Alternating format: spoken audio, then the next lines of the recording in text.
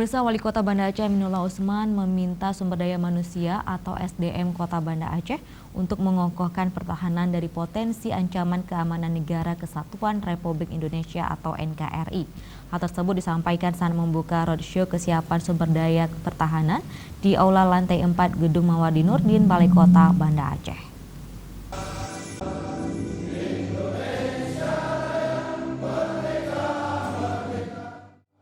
Acara roadshow kesiapan sumber daya pertahanan diselenggarakan oleh Kementerian Pertahanan Republik Indonesia bekerjasama dengan pemerintah Kota Banda Aceh. Kegiatan itu diikuti seratusan peserta dari lapisan masyarakat, unsur organisasi, dan komunitas se-Banda Aceh. Pada kesempatan itu, Aminullah menyampaikan apresiasi dan terima kasih kepada pihak Kementerian Pertahanan Republik Indonesia yang telah menggelar kegiatan di Banda Aceh.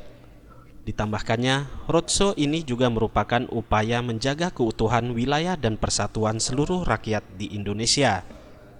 Dan melalui kegiatan ini juga diharapkan para peserta mengetahui bahwa setiap warga negara harus turut serta melakukan bela negara dalam rangka memperkuat pertahanan nasional.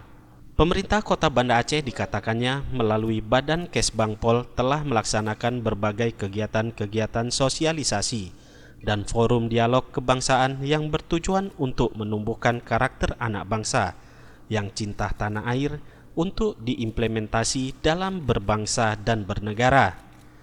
Ia menyebutkan dari 514 kabupaten kota se-Indonesia, Banda Aceh dinilai paling aman karena tidak pernah terjadi konflik sosial berbasis SARA. Aminullah juga mengharapkan kepada Kementerian Pertahanan RI melalui kegiatan roadshow ini untuk mendukung pertumbuhan ekonomi di Kota Banda Aceh.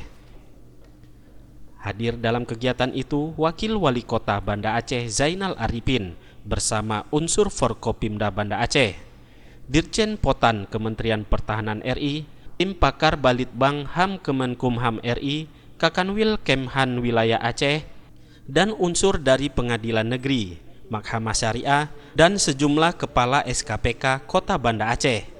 Tim Liputan Aceh TV.